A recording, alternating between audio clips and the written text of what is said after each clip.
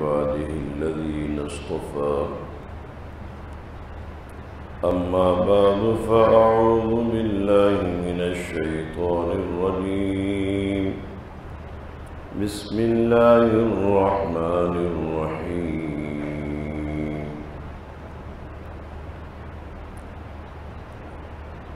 ألف لام ميم ذلك الكتاب لا ريب فيه هدى للمتقين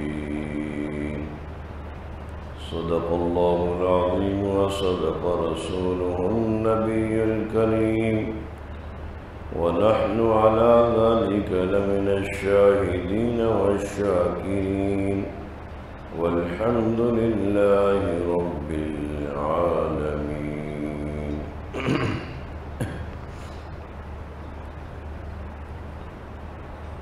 اللهم صل على محمد وعلى آل محمد كما صليت على إبراهيم وعلى آل إبراهيم إنك حميد مجيد اللهم بارك على محمد وعلى آل محمد كما باركت على إبراهيم وعلى آل إبراهيم إنك حميد مجيد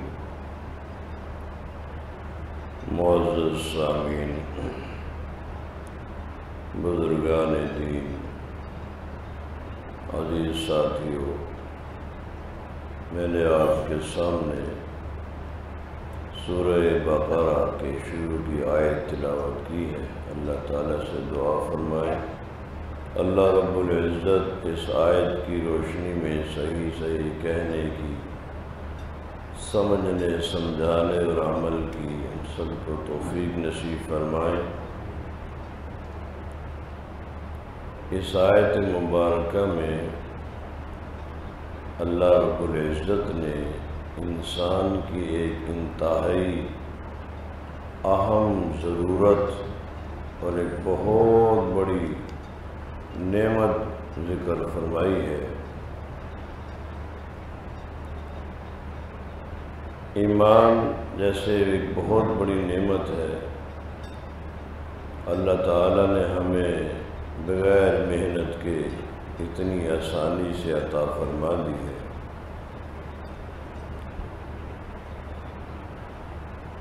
اس کے بعد ایک بہت بڑی نعمت اور بہت بڑی دولت وہ ہے ہدایت کا مل جانا۔ ایمان تو ہے، اس کے بلبوتے انسان جنت میں تو جائے گا بالآخر، لیکن دنیا میں جو زندگی گزاری ہے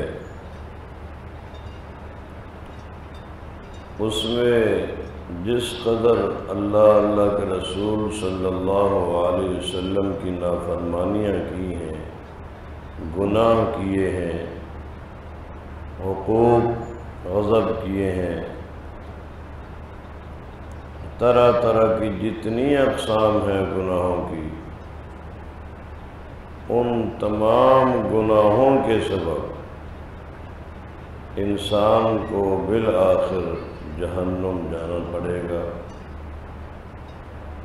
پھر کلمے کی بدولت اللہ پاک جنت میں داخل فرمائیں گے، ایسے داخلہ جنت میں نہیں ہو سکتا۔ اور جس شخص کو اللہ تعالیٰ نے یہ دولت عطا فرما دی، ہدایت کی دولت، وہ ایمان کے بعد اپنے آپ کو ایسے ہی شریعت اور دین اور اللہ کے رسول صلی اللہ علیہ وسلم کے احکامات کی پیروی کا پابند بنا لے گا، جیسے سیکورٹی ادارے یا کمپنیوں یا کارخانوں کے ملازم وہاں کے قانون ضابطوں کا اپنے آپ کو پابند بنا لیتے ہیں۔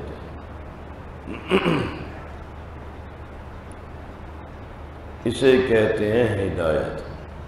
ہدایت کہ نافرمانی کرنی ہی نہیں۔ قرآن پاک نے ایسے لوگوں کا بھی ذکر فرمایا پھر مثال کے طور پر کہ جو ایمان لائے اور ایمان لانے کے بعد زمانہ کفر میں انہوں نے جتنے گناہ کیے تھے اللہ پاک نے ایمان کی برکت سے سارے معاف کر دیے۔ اب بقیہ زندگی ایسی گزاری کہ نافرمانی کا تصور ہی نہیں نافرمانی۔ رسول اللہ صلی اللہ علیہ وسلم نے جیسا فرما دیا بس ساری زندگی اسی پر عمل کرتے کرتے گزار دی، نافرمانی ہے ہی نہیں۔ اللہ تعالیٰ نے فرمایا فَإِنْ آمَنُوا بِمِثْلِ مَا آمَنْتُمْ بِهِ فَقَدِ اهْتَدَوْا۔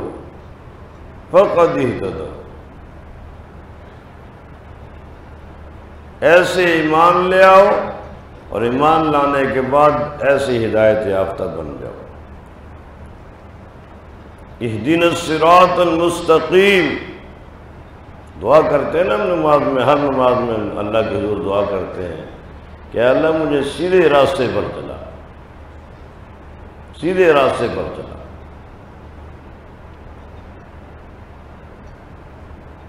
یہ سیدھا راستہ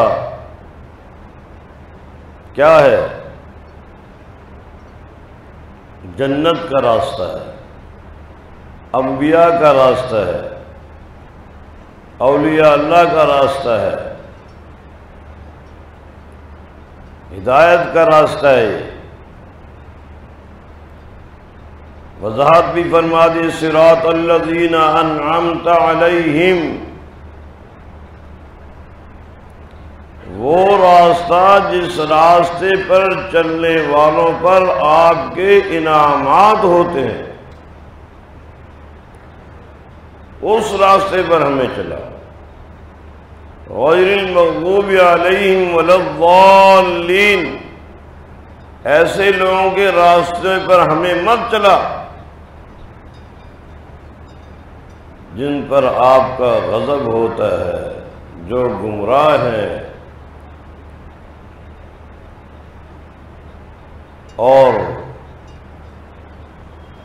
اس کا سب سے بڑا ذریعہ قرآن ہے، قرآن۔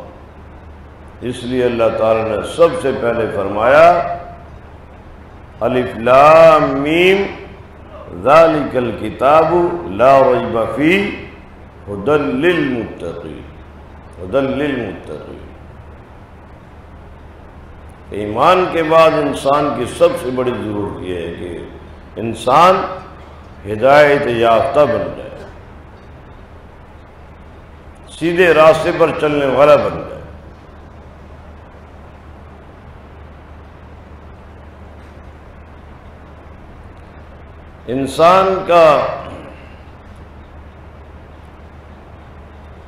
انسان کے جسم میں اللہ رب العزت نے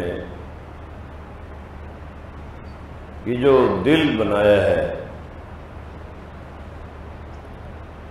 یہ مرکز ہے انسان کے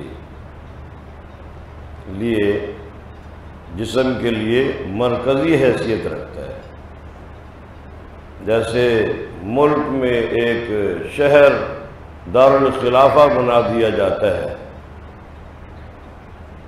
کہ وہ پورے ملک کے لیے ایک حیثیت رکھتا ہے۔ اگر ملک کا نام نہ لیا جائے، صرف اس شہر کا نام لے دیا جائے، تب بھی مراد ملک ہوتا ہے، کیونکہ اس کی ایک حیثیت ہے۔ وہاں اقتدار بالا شخص رہائش پذیر ہوتے ہیں۔ تو انسان کے دل میں اللہ تعالیٰ نے جو انسان کے جسم میں جو اللہ تعالیٰ نے دل رکھا ہے، یہ دل بھی انسان کے جسم میں ایک مرکزی حیثیت رکھتا ہے۔ اس کی 3 اقسام اللہ تعالیٰ نے بتائیں گے، 3 اقسام۔ یا تو یہ دل مردہ ہے، مردہ، خالی بس ایک گوشت کا ٹکڑا ہے، لوتھڑا ہے، اس میں ایک دھڑکن ہے کہ اس دھڑکن سے انسان جی رہا ہے۔ فَإِنَّهَا لَا تَعْمَى الْأَبْصَارُ فَتَكُونُ لَهُمْ قُلُوبٌ يَعْقِلُونَ بِهَا أَوْ آذَانٌ يَسْمَعُونَ بِهَا۔ اللہ فرمایا کاش کہ ان کے دل ہوتے، کاش کہ ان کے دل ہوتے، دل تو ہے، پھر بھی اللہ فرما رہے ہیں کاش کہ ان کے دل ہوتے۔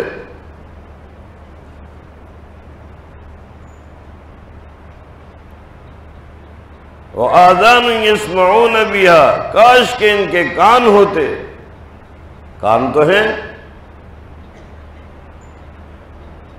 اللہ کی مراد کیا ہے؟ کاش کہ ان کے دل ہوتے، اس دل کے اندر اللہ کی محبت ہوتی، کاش کہ ان کے کان ہوتے، ان کانوں کے ذریعے سے یہ ہدایت کی بات سن کر ہدایت پر آ جاتے۔ کان تو ہیں، ہدایت کی بات نہیں سن رہے۔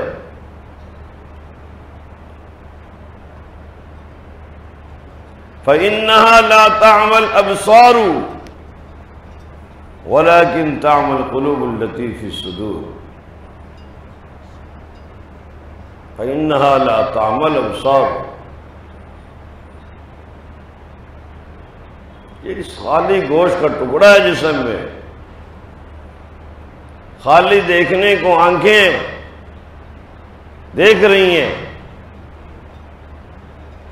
لیکن گناہ کر رہی ہیں، کان ہیں ہدایت کی بات نہیں سن رہے، گناہ کی بات سن رہے۔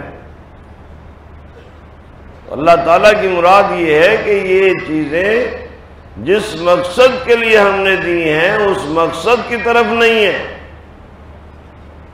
خالی جسمانی ہے، روحانی نہیں ہے۔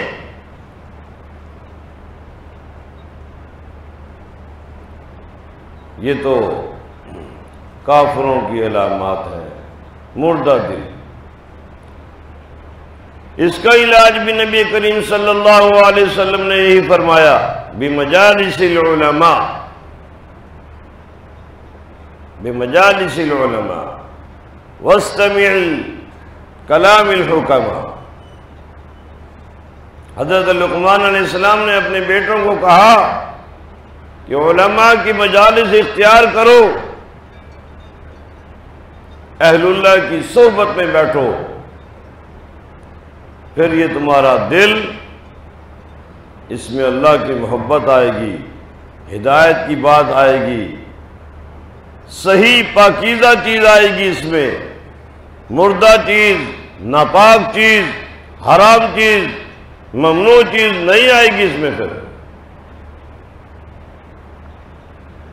کھانا کھانا ہو تو ہم ریسٹورنٹ بھی بڑا دیکھ بھال کے چوائس کرتے ہیں، کھانے کو بھی بڑا پوری لسٹ پڑھ کے پھر کون سی چیز کھائیں۔ اعمال کرتے ہوئے کبھی نہیں سوچتے کہ یہ اعمال کرنے کے ہیں یا نہیں کرنے کے ہیں۔ اس کی 3 علامات بتائی ہیں، فرمایا کہ مردہ دل، مردہ دل، اس کی پہلی علامت یہ ہے کہ وہ گناہ کرتے ہوئے نہیں شرمائے گا۔ سب کے سامنے کروا لو، الگ سے کروا لو، اس کو کوئی شرمار نہیں، کوئی جھجک نہیں۔ آپ دیکھ لیں کفار کو،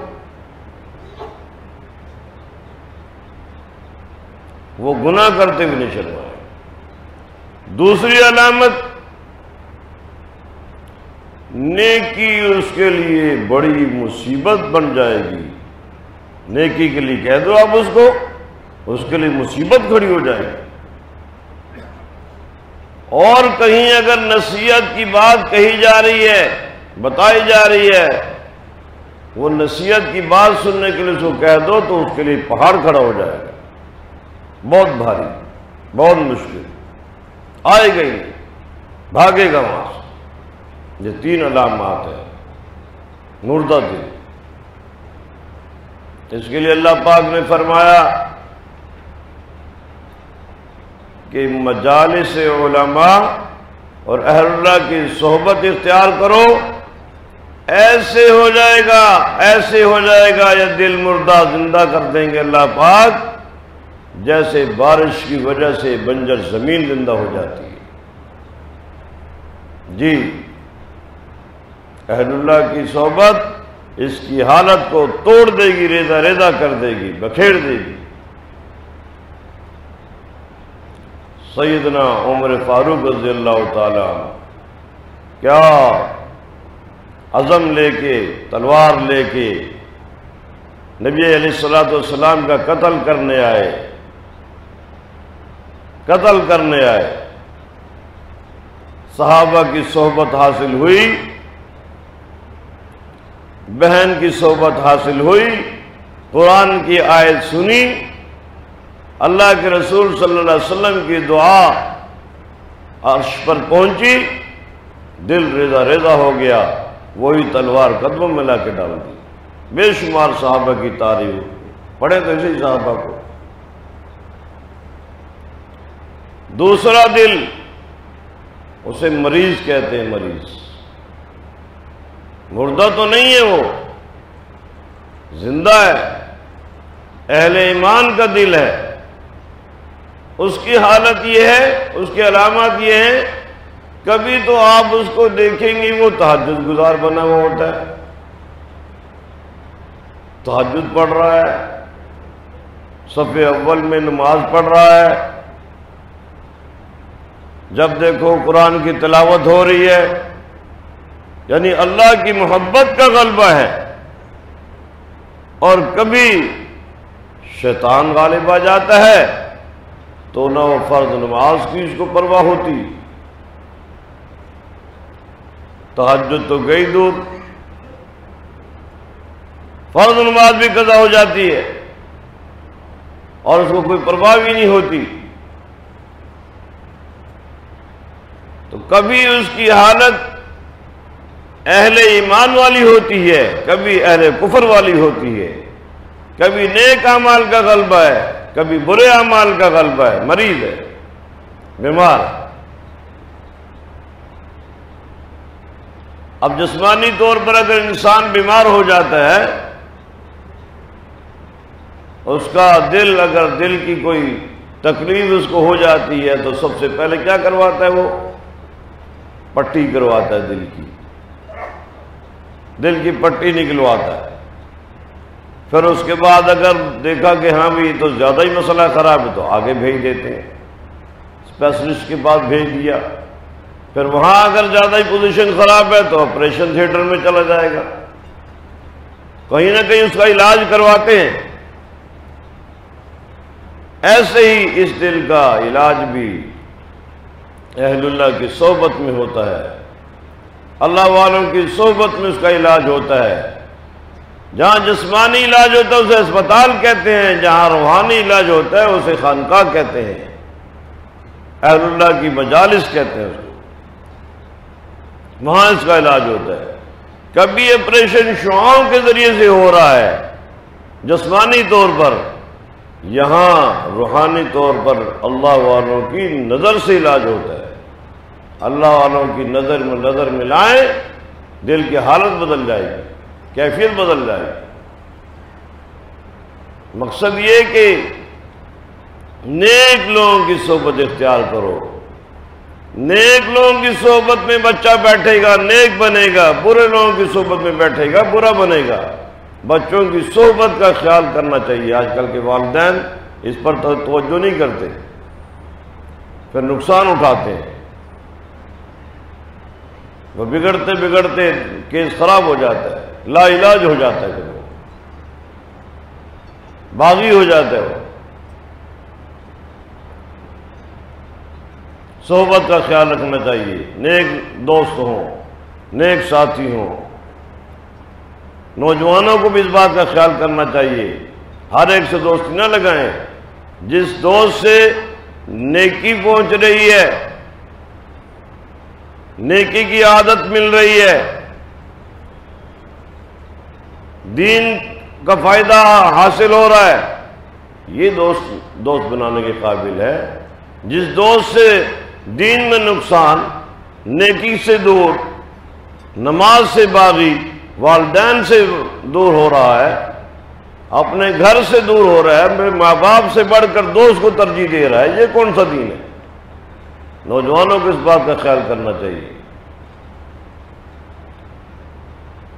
اور تیسرا دل ہے بقلب سلیم، بقلب سلیم، یوم لا ينفع مال ولا بنون الا من اتى اللہ بقلب سلیم۔